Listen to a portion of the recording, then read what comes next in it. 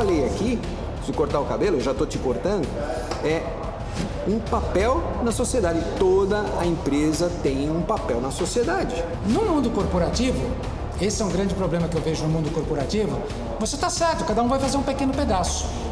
Só que você fazendo pequenos pedaços, você perde a visão do todo. Mudou o sonho.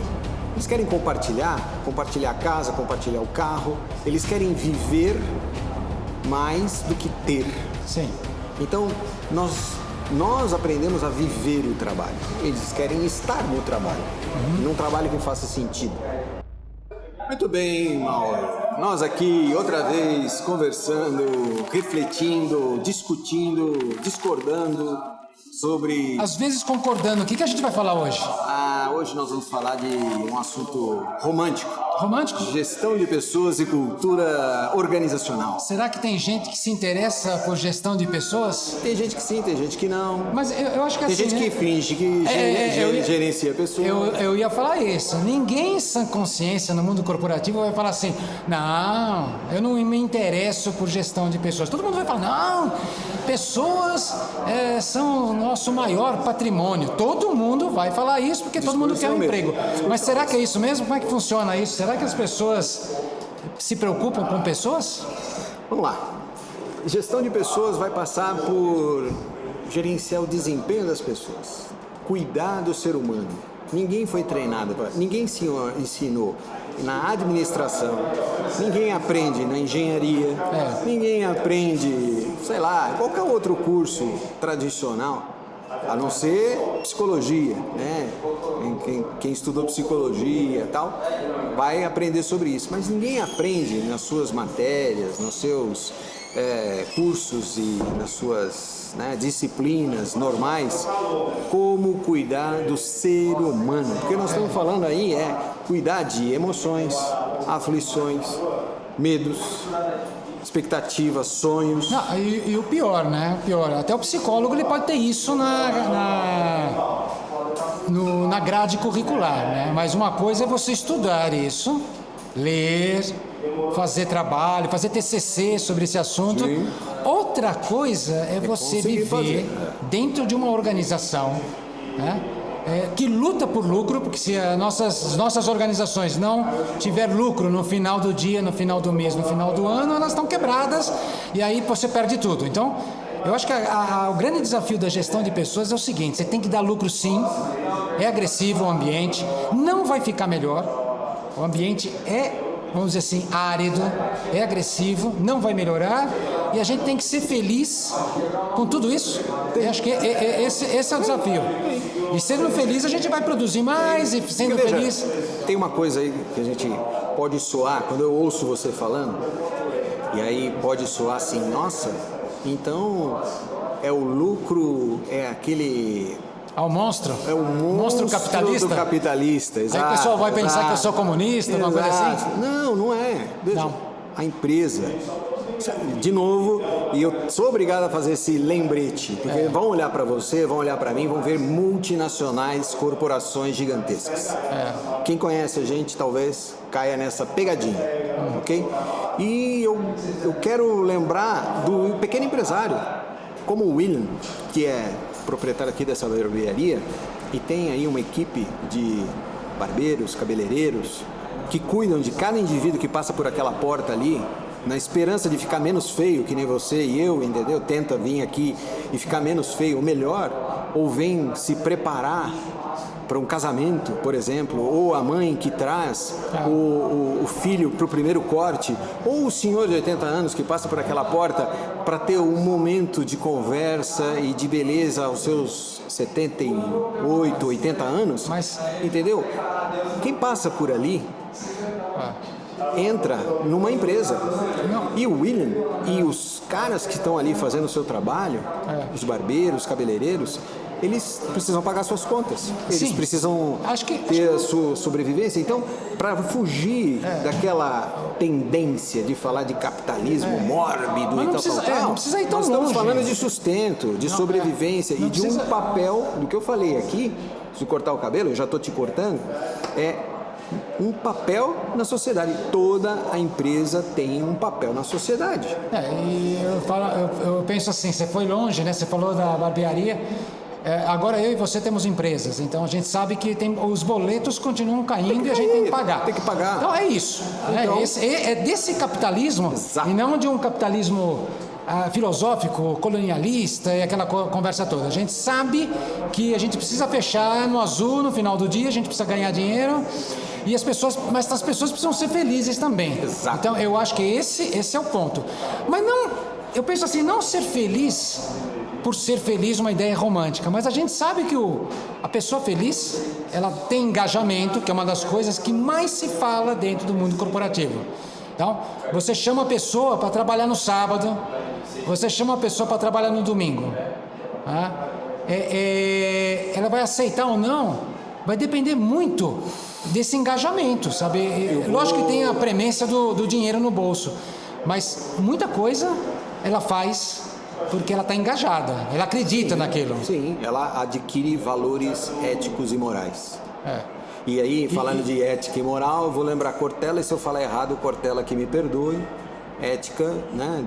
Nem tudo que eu gosto eu posso, nem tudo que eu posso eu quero, nem tudo que eu quero eu gosto, ou eu devo. Eu esqueci tudo e baguncei tudo a frase, mas essa ambidestria de valores, ambidestria do que eu quero, do que eu posso e do que eu devo fazer, está relacionado com gestão de pessoas, com o que você está falando. Com estar satisfeito. Felicidade é você cumprir os seus sonhos, é uma noção muito mais plena. Só buscar na OMS o conceito de felicidade, de bem-estar, é muito complexo para você colocar a sua felicidade só no trabalho. O trabalho é só parte disso. É só um dos elementos que vão trazer felicidade. Agora trazendo tudo isso daqui Às vezes você tem que fazer coisa que você não gosta mesmo. Sim. E tem que fazer. Sim. Você gosta de tirar o lixo? Exatamente. Não, mas tem que tirar. Por isso que não pode ter essa ideia tão romântica, e falar assim, bom, no dia a dia vai ter coisa ruim? Vai ter coisa ruim para fazer sim. Não existe emprego perfeito, não existe... Exato. Agora, você dentro de uma empresa, dentro de uma corporação, como é que a gente vai discutir a mensuração disso daí? Nós que temos uma formação técnica, engenharia, essas coisas todas, a gente sempre vai dizer, olha, se existe alguma coisa, ela pode ser medida. Se eu não consigo medir, é porque nem existe. Sim. Então, a gente tem que procurar um jeito de medir isso daí. Como é que a gente vai medir esse grau de engajamento? Como é que a gente vai medir esse grau de felicidade das pessoas? Porque se não tem felicidade, evidentemente o engajamento não se mantém por muito tempo. Então, como é que a gente vai discutir a questão da mensuração dentro do ambiente corporativo? Se a gente pensar, então, dentro de uma organização, de uma empresa, até uma empresa pequena ou grande, ela precisa ter uma forma de gerenciar o desempenho dos seus funcionários, trabalhadores, dê o nome que for, sei lá, colaborador, funcionário, trabalhador. Isso aí tem uma sensibilidade muito grande. Não importa o nome que a organização dê, né? Mas deve haver uma forma de se medir, estabelecer um processo complexo ou simples de se medir o desempenho das pessoas. Sim. Comparar o que é esperado com o real. Disso é feito a vida de todo mundo. O que eu sonho, o que eu imagino, o que eu espero e a realidade, o que está acontecendo. Não, eu acho fundamental essa discussão, porque no meio da pandemia, fim da pandemia, aí começou a aparecer departamentos de felicidade, departamento especializado em felicidade. Nada contra, mas eu não consigo enxergar muito bem isso. Isso é meio etéreo para mim. Eu acho que... Porque você tem um objetivo para atingir. É uma necessidade do momento, Mauro. E aí, eu assim, contrariamente, né, esse pensamento, eu não vejo tudo como modismo. Eu acho que às vezes são mudanças necessárias, né, nomenclaturas necessárias para chamar a atenção para um problema que está incomodando. Sim. A pandemia trouxe à tona um sentimento de isolamento, infelicidade, frustração, crise existencial das pessoas tão grande que isso se tornou um grande problema que não dava para solucionar nos mesmos moldes, vamos dizer assim. Eu concordo plenamente. Pode ser que deixe de existir e venha uma nova. Essa discussão é muito importante. Um novo movimento. É muito importante para todo mundo que está conectado com a gente, no anote aí, que tem isso, né? Ah, mas então o Mauro e o Géser estão discutindo felicidade. Mas não é romântico assim, porque você tem que entregar alguma coisa no final do dia. Tem. Então, não acreditem que não existe a entrega. Então, a entrega vai ter que existir. Agora, qual indicador que você vai usar? Porque você pode medir o resultado final. Eu tenho que entregar, sei lá, essa qualidade, eu tenho que entregar... Esses daí são os deliveries, como o pessoal gosta de dizer, que são padrão. Custo, segurança, qualidade,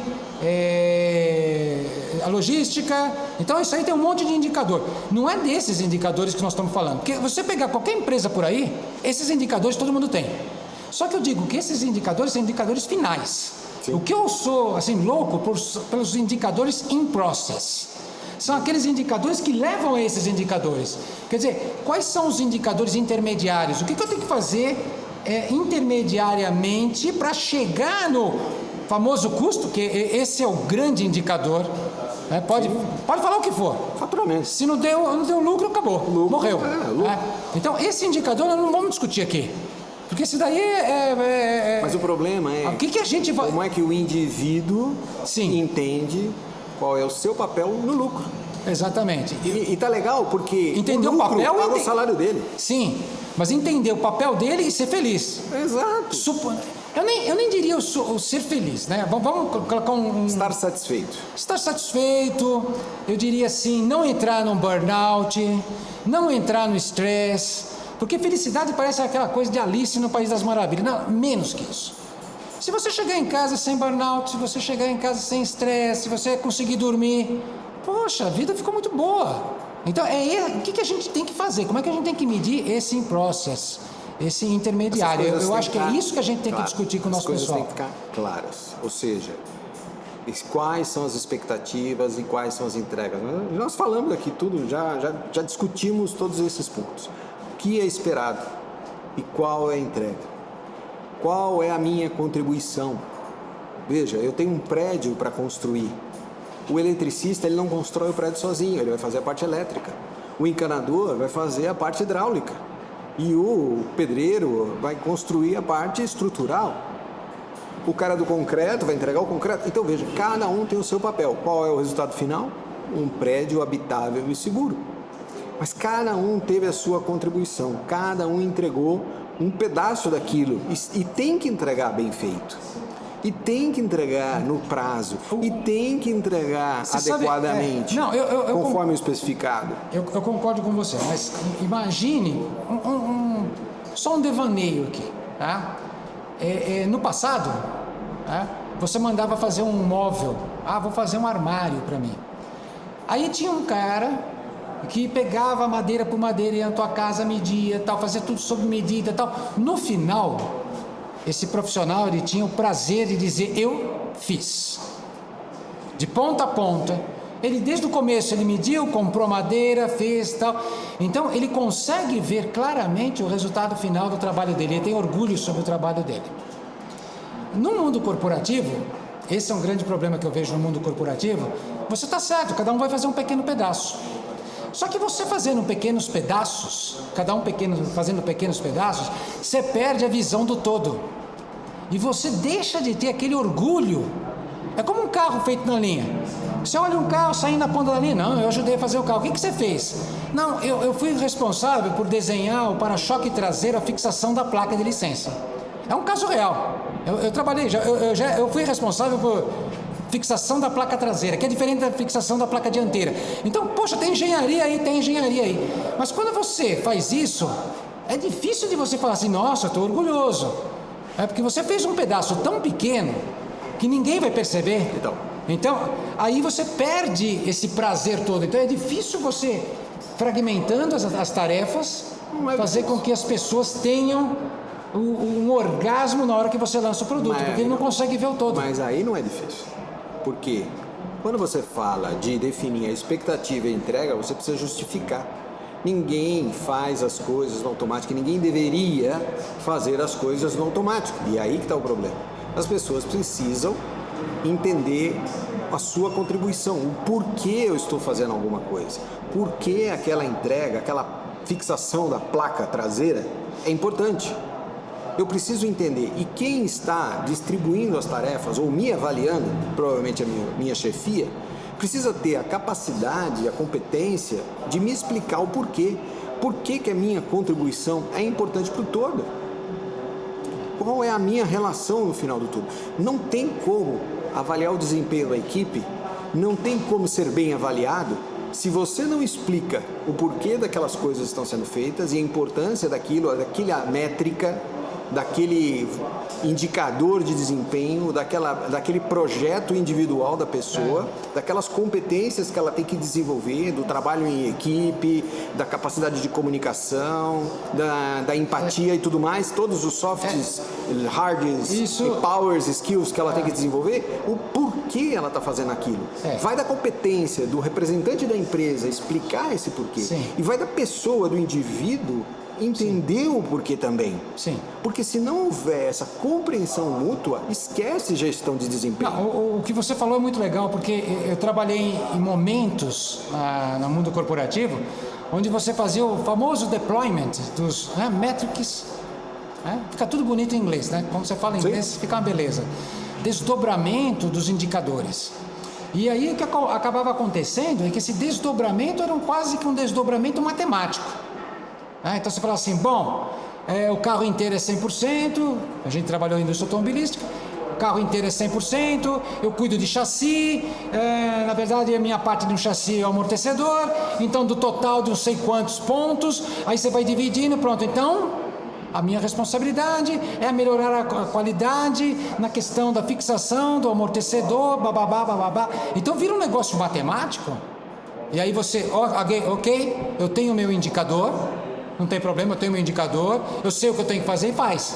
Só que é um indicador matemático. E aí isso não promove conexão, isso não promove engajamento, porque ele virou um mero número. Se não tiver o que você está falando, de alguém chegar individualmente, conversar, convencer, e ao mesmo tempo você, que está sendo submetido a isso daí, tem que ter esse pensamento crítico. Por que eu tenho que fazer isso? Então, mas esse pensamento crítico que você falou e essa avaliação que vai ser feita, queira ou não, vai recair numa questão matemática. Não tem como. Sim, porque... mas não pode ser só matemático, né? Mas você tem que tornar as coisas quantificáveis e mensuráveis. Sim. Não dá para você falar que uma coisa é boa ou ruim se você não definir critérios do que é bom e do que é ruim. Eu não estou discutindo você tem que não... harmonizar um conceito, porque senão tudo vai virar no campo do etéreo, tudo vai entrar no campo do subjetivo. Mas e não dá. Jéssica, tem que ser os dois, porque se você colocar só um número, ele fica muito frio. Não é colocar só um número. Tem que colocar emoção. Por que você tem que atingir esse número? Você tem que trazer, de novo, a explicação do porquê, as razões, os valores, a ética, a cultura da organização. Nós estamos falando de emoção, hein? Nós estamos valorizando uma empresa que faz bebidas, entendeu? Pode ser mal ou ruim quando a gente pensa na questão alcoólica, na questão do vício e tudo mais, entendeu? Mas ela é positiva e construtiva quando você fala de celebração, quando você fala de reunir pessoas, até familiares, em volta de uma mesa, uma comida e de uma bebida. Eu achei legal. Existe aí uma ambidestria que precisa ser gerenciada. Tá, tudo bem. Agora você colocou um assunto super importante na nossa discussão, que é a cultura. A gente não tinha falado tão fortemente dela, mas a gente tem que colocar a cultura da empresa nessa discussão. E a gente tem que colocar também o espírito crítico das pessoas. Se você não colocar cultura da empresa, espírito crítico, porque a cultura da empresa é aquela coisa, né?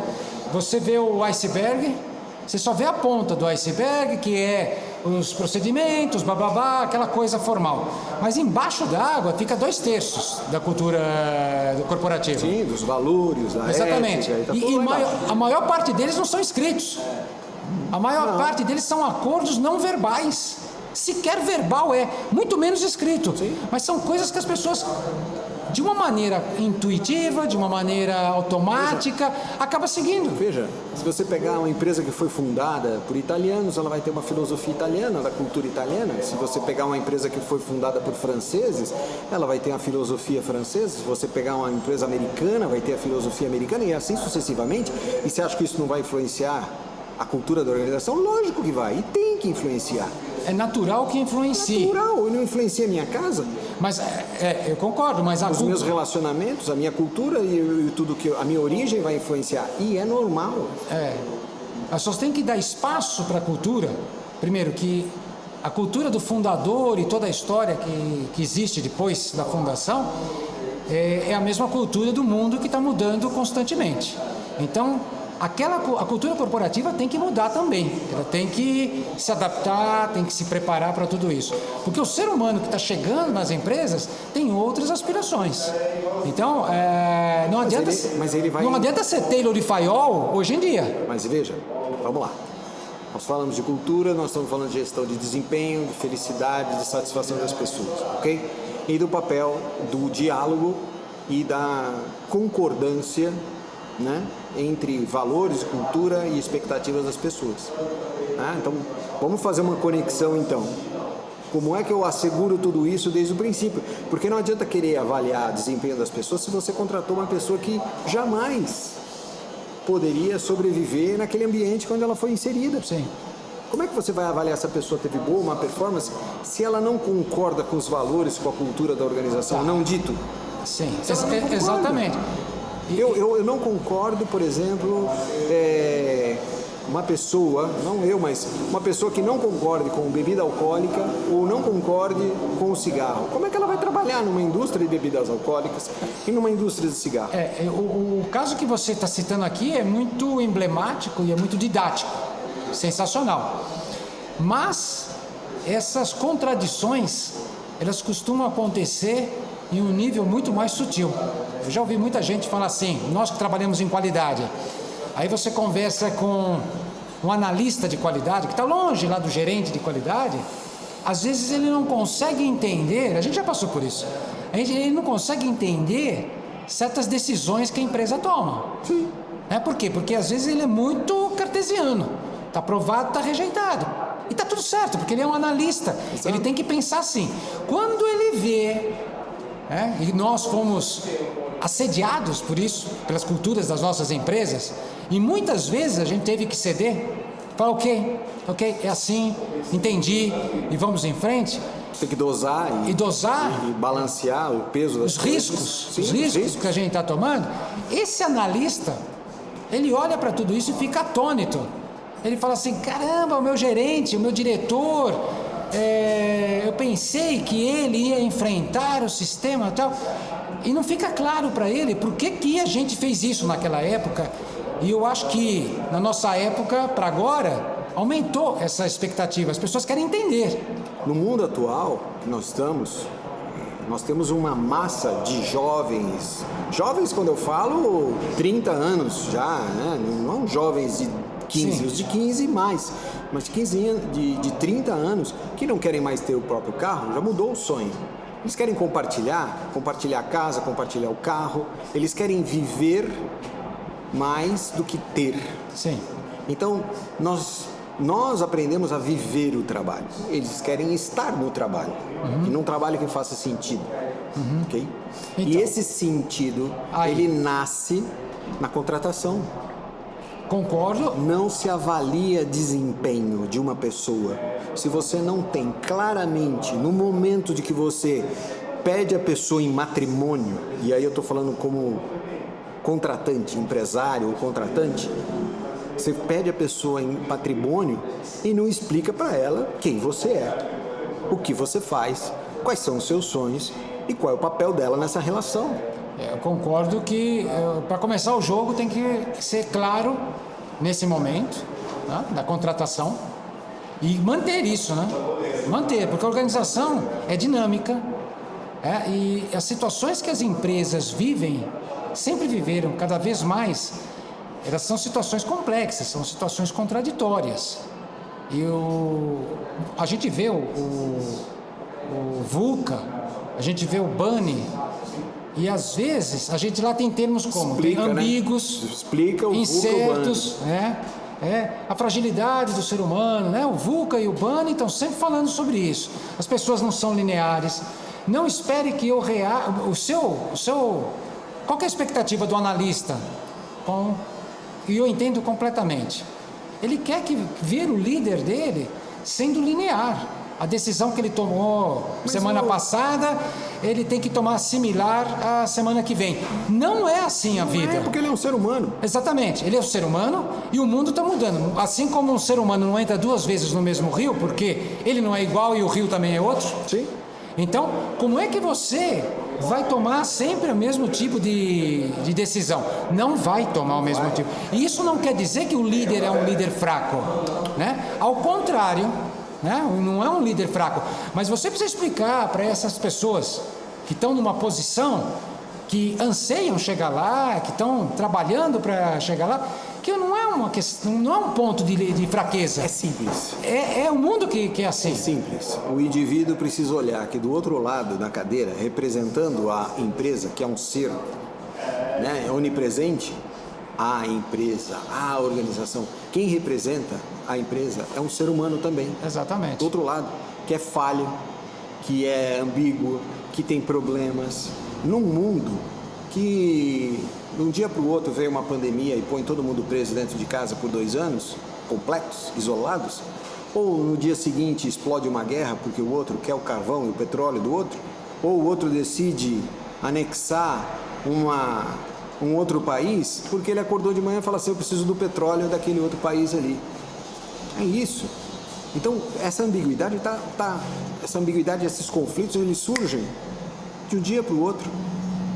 De um dia para o outro. E como é que você vai acreditar na sua ignorância, vamos chamar assim, porque isso é ignorância, que a organização ou a pessoa que representa a organização na sua frente não tem que ter a capacidade de se ajustar à realidade.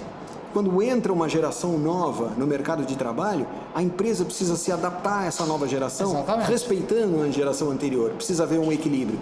Não é tudo igual o mais sênior ou mais experiente e nem tudo ao mais jovem que entrou, mas que vai ter que modificar. Eu acho que esse ponto é super importante, né? Quer dizer, não é...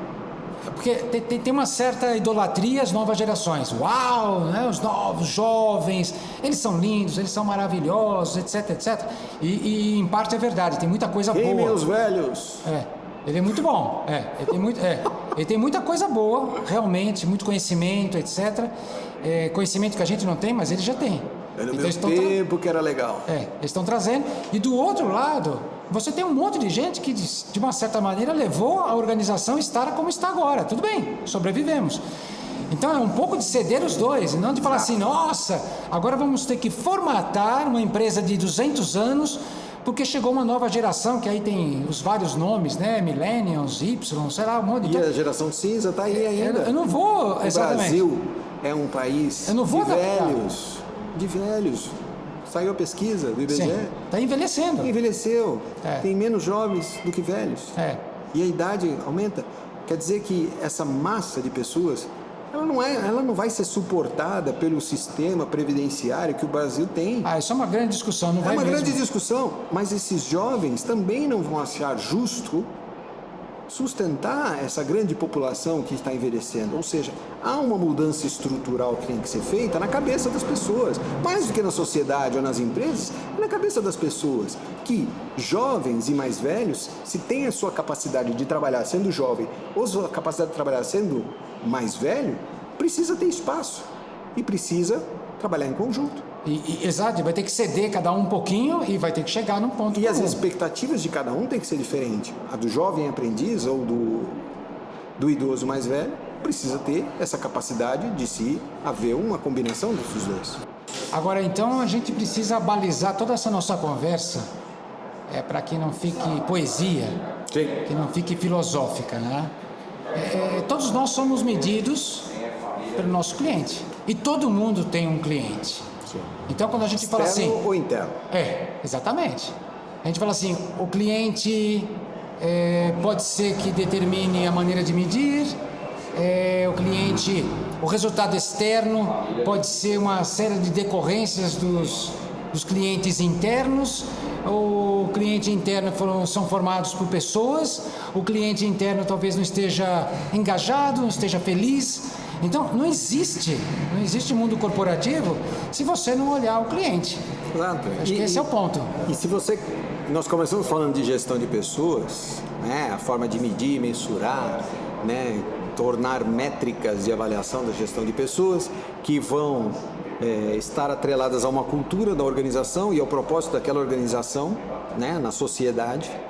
Então, não existe forma melhor de avaliar não só a empresa, mas os indivíduos que estão trabalhando dentro daquela empresa, do que não ir na sociedade ou no cliente e ver o que o cliente acha de você. Então, hoje, quando se fala da imagem da empresa, é tudo isso. Não é só o produto que ela entrega, mas é o comportamento que ela tem, o impacto que ela gera, a contribuição que ela devolve para a sociedade. Será que ela gera empregos no local onde ela distribui os seus produtos, os seus serviços? Será que ela promove a sociedade, o bem-estar naquela comunidade, naquela sociedade, no bairro, na cidade, aonde ela atua? A ISO fala muito bem disso. A ISO fala muito bem disso. Requisitos explícitos e implícitos. Mas é uma tortura tudo isso, porque quando a gente... É tortura, é simples. Mas quando você vai... Sim, mas você vai em alguma prestação de serviços aqui, Brasil. O dia que você tem que ligar para alguma operadora, o dia que você tem que ligar para um hospital, marcar uma hora, o dia que você tem... É uma tortura. Sim. É horroroso fazer esse tipo de trabalho. O pessoal não vem levando isso a sério, quer dizer, usa conceitos de manufatura, usa conceitos de produção, usa conceitos de manufatura enxuta, não usa nada, qualidade. Será que ele sabe que eu estou insatisfeito? Ou será que ele sabe que eu estou insatisfeito, mas eu estaria insatisfeito com o concorrente dele? Então a gente cai num mundo medíocre. Eu estou insatisfeito com ele, mas estaria insatisfeito com o concorrente mais próximo dele. Então a gente está docemente imerso numa cultura, né, de descontentamento e nada vai acontecer. Porque ninguém investe nisso. Tem um palestrante e pensador também que fala exatamente disso, né? Sobre serviços e atendimento e qualidade no atendimento e satisfação do cliente. E fala exatamente dessa sensação do tá tudo bem. Tá tudo bem. Tá ruim e tá legal. Exatamente. E ele fala exatamente disso, porque quando ele presta um serviço, vem uma pessoa, presta um serviço para ele, a pessoa se despede, ou o fornecedor, o prestador de serviço se despede e conclui o atendimento com desculpe qualquer coisa. Desculpe qualquer coisa, desculpe tudo, né? E ele fez essa provocação, o Luciano Pires, ele fez essa provocação dizendo, por que desculpar? Será que tem alguma coisa errada que eu não vi, mas ele sabe e eu vou descobrir e ele já me pediu desculpa pelo problema que eu vou descobrir. Exato. Que existe já intrínseco, ou seja, você compra um carro e será que o atendente fala, olha, esse carro é maravilhoso, de alta tecnologia, mas se acontecer qualquer coisa, você tem a garantia. Mas eu não quero usar a garantia, eu quero usar o carro. Exatamente. Eu não quero ter a experiência da garantia. E sabe que eu acho que é um pouquinho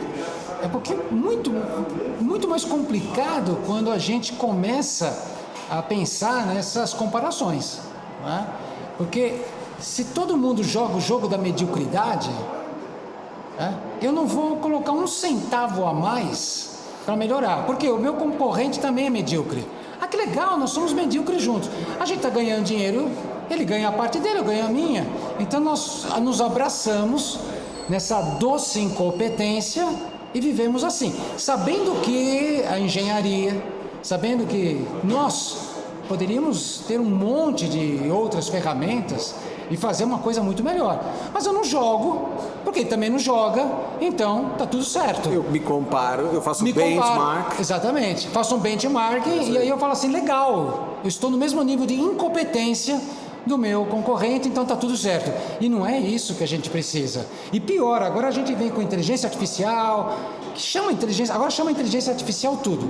Mas você tem um monte de WhatsApp, grupos que você quer acessar serviço. e ninguém te entende o que você está querendo. Mas ele fala assim, eu tenho um grupo de WhatsApp, eu tenho um serviço Bolt, eu tenho um site para você entrar, e não funciona nada. Mas eu estou protegido pela inovação. Pseudo-protegido por uma inovação. Você não está fazendo o teu trabalho. Exato. E ainda não está fazendo o teu trabalho, está se protegendo em cima de um negócio que não existe, porque não é assim que funciona. E no final de tudo isso, Mauro, o que eu vou trazer de volta quem faz tudo isso não são as empresas, é o indivíduo. São os indivíduos que estão movimentando a organização. Os indivíduos que têm essas ideias, que implantam essas soluções sem chegar a ouvir o seu cliente. Mas eles querem ser bem avaliados. Eles querem ser bem geridos, porque eles tiveram ideias inovadoras. Mesmo que tenham prejudicado a sociedade ou prejudicado o indivíduo, e isso não é de hoje, isso já faz tempo que isso existe, né? Essa prática existe. Eu tenho grandes ideias que só causam um problema na sociedade ou causam a morte de uma determinada atividade ou serviço, mas eu quero ser reconhecido pela minha grande ideia. Mas eu não avaliei as consequências da minha grande ideia, os meios pelo qual eu cheguei àquilo. Ou seja, eu não tenho noção do meu propósito, eu não tenho noção do meu papel, mas mesmo assim eu quero ser reconhecido por aquilo. Eu acho legal você falar isso das grandes ideias, porque tanto você como eu vivemos a crueza do mundo real, do chão de fábrica, essas coisas todas.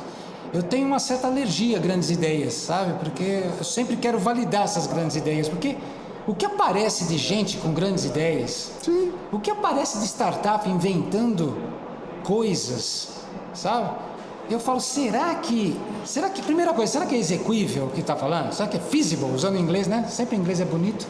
Será que é feasible? Será que eu consigo fazer isso? Será que isso vai ao encontro do cliente? E eu tenho uma tremenda impressão, né, que não é checado isso, que não é validado isso.